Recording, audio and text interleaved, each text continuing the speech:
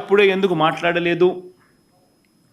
పైగా లడ్డూ తయారీలో వాడే నెయ్యిలో జంతువుల కొవ్వు కలిపారంటూ ముఖ్యమంత్రి ప్రకటన చేశారు. అసలు ఆ ప్రకటన చేయడానికి ముఖ్యమంత్రి వద్ద ఉన్న ఆధారాలు ఏమిటి? ఆ లడ్డూను పరీక్ష కోసం సెకండ్ ఒపీనియన్లో భాగంగా వేరే ల్యాబ్కు ఎందుకు పంపలేదు? మీడియాతో మాట్లాడడానికి ముందు లడ్డూలను పరీక్షించడం సరైందని సీఎం భావించలేదా? అసలు బహిరంగ ప్రకటన ఎందుకు చేయాలి? బాధ్యతాయుతమైన పదవిలో ఉన్నవారు అలాంటి ప్రకటనలు చేయొచ్చా? దానివల్ల సిట్ దర్యాప్తు ప్రభావితం కాదా? అది కోట్ల మంది ప్రజల మనోభావాలు దెబ్బతీస్తుందని తెలియదా? లడ్డూల తయారీలో కల్తీ నెయ్యి వాడారనడానికి ఎలాంటి ప్రాథమిక ఆధారాలు లేవు కదా అని ఏకంగా సుప్రీంకోర్టు అబ్జర్వేషన్స్ పాస్ చేస్తూ 30వ తారీఖున జడ్జిమెంట్ కూడా ఇచ్చారు. ఆ జడ్జిమెంట్ కాపీ ఒకసారి వేయండి అమ్మా. ఆ జడ్జిమెంట్ కాపీలో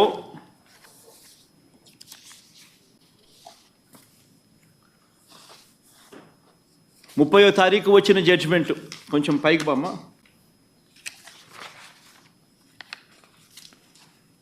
ఇంకా పైకి సుబ్రహ్మణ్యం స్వామి వర్సెస్ స్టేట్ ఆఫ్ ఆంధ్రప్రదేశ్. కొంచెం కిందికి రామ్మా.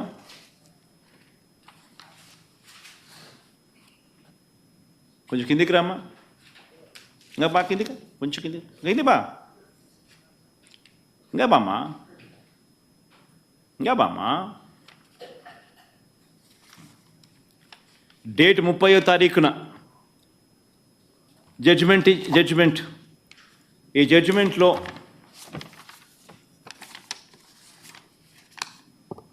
the present petition pertain to an issue which affects the sentiments of crores of people living in the entire world.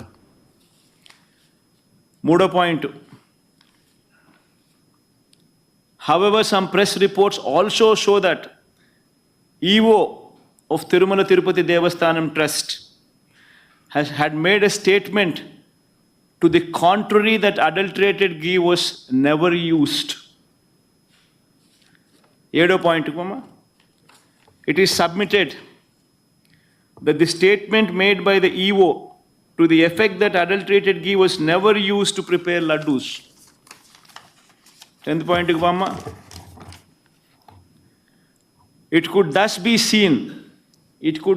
be seen that a statement was made by the Chief Minister on 18th September 2024, which was even prior to the FIR being lodged on 25th September, and the sit being constituted on 26th September.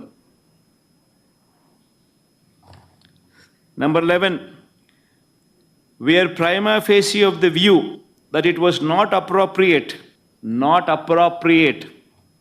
on the part of the high constitutional functionary to go in public to make a statement which can affect the sentiment of crores of people, and when investigation to find out adulterated ghee was used to make laddus was underway.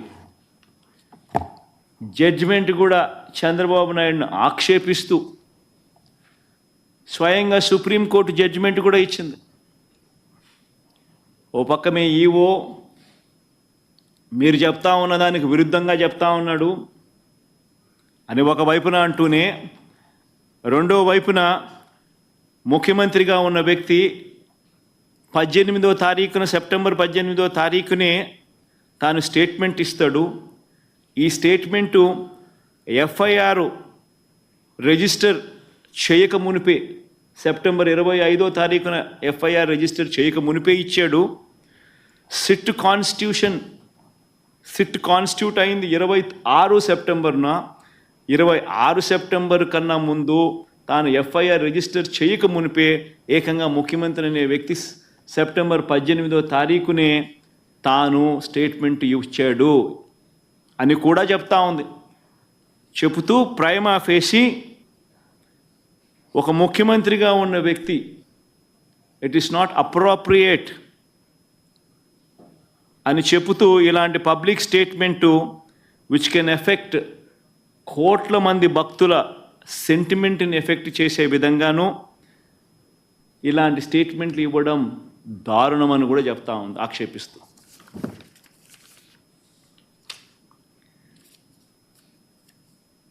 ఇలా చంద్రబాబు నాయుడు గారిని అన్ని రకాలుగా ఆక్షేపిస్తూ ఉన్నా కూడా చివరికి ఈరోజు కూడా జంతువుల కొవ్వుతో కల్తీ జరిగిందన్న నెయ్యిని వాడలేదని ఈవో చెప్పారు కదా అని మళ్ళీ ఇవాళ న్యాయస్థానం మళ్ళీ ప్రశ్నించింది. ఇవాళ కూడా ప్రశ్నిస్తూ చంద్రబాబు నాయుడు గారిని ఆక్షేపిస్తూ చంద్రబాబు నాయుడు చేసిన తప్పును ఎత్తి చూపిస్తూ చంద్రబాబు నాయుడు గారు స్వయంగా తాను ఏర్పాటు చేసుకున్న సిట్టును రద్దు చేస్తూ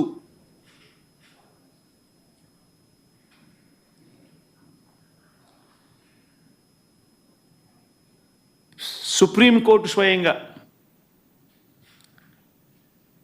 సిబిఐ డైరెక్టర్ పర్యవేక్షణలో 2 సిబిఐ అధికారులతోనూ వీరికి రాష్ట్రానికి చెందిన 2 పోలీసు అధికారులు అసిస్ట్ చేస్తారు అని చెబుతూ వీరికి తోడు food safety and standards authority of India FSSAI నుంచి కూడా ఒక అధికారి నియమితులై